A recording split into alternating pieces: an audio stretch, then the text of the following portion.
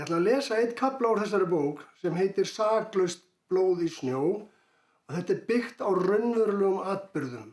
Sem sagt Halla var rekin til þess að fara yfir á Norðfjörð, yfir Oddsskarðið miðjanótt og hún var ólétt. Þessi kafli heitir Kærleiksbraut. Halla valsar áfram á milli flogana. Hún komin neðarlega í skarðsbotna en enn í efri brekkunni. Hún heldur að hún sé við áningarstaðinn sem kallaður Kærleiksbraut. Þá heyrir hún í fossi gegnum stormkvinin. Hún veit að þetta mun vera Svartifoss sem í miðjum Oddsdalnum og stórhættulegur því að hann staðsettur í risastóru gili. Hún veit að hún má ekki fara neðar, heldur halda stefnunu á ská undan brekkunni. Hún nemur staðar því eitthvað að gerast í leginu. Hún ákveður að þreifa sjálfan sig og finnur að legið hefur víkkað og metur útvíkkunina 4 þumlunga. Þá veit hún að leghálsinn ekki lengur nein fyrirstaða fyrir barnið að koma út. Þá klöngrast hún áfram. Brátt ríður kröftug vindhviða yfir og hún fellur á hné. Þá fær hún tilfinningu að hún þurfi að rembast.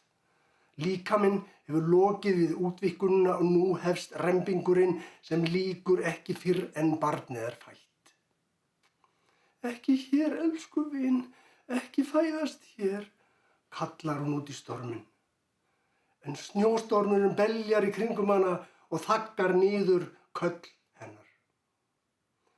Eðliskvötin segir henni að fara í sitjandi stellingu því þá hjálpar þyngdarafli barninu að koma út.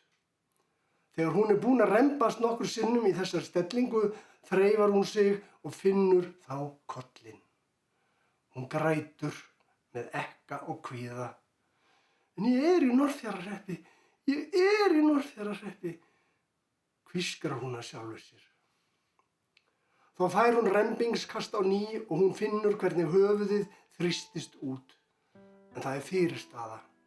Legið of þröngt, en rembingurinn hættir ekki. Gífurleg átök í líkamanum eins og hún sé að rifna í sundur. Það lætur eitthvað undan. Þegar höfuðið hálft komið út verður pása. En fljótt fer hún að rembast aftur og þá dettur barnið út. Hún grípur það alblóðugt. Það heyrist ekkert í því. Hún lyftir því upp. Þegar það snjóar af eldrauða og fitu og húð þess, þá brestur það í sáran grát. Hún setur það inn á brjóstið, vefur sjalinu utan það, naflastrengurinn teygist undan pilsufaldinum. Það rennur blóð niður með lærum hennar. Hún hefur rifnað illa. Gleiðfætt og grátandi haltar hún áfram með barnið í fanginu, blóðið hripleikur í snjóinn. Hún heyrir undarlegt en fallegt píanóspil. Það eins og nótur sem streyma niður eins og perlur á þræði.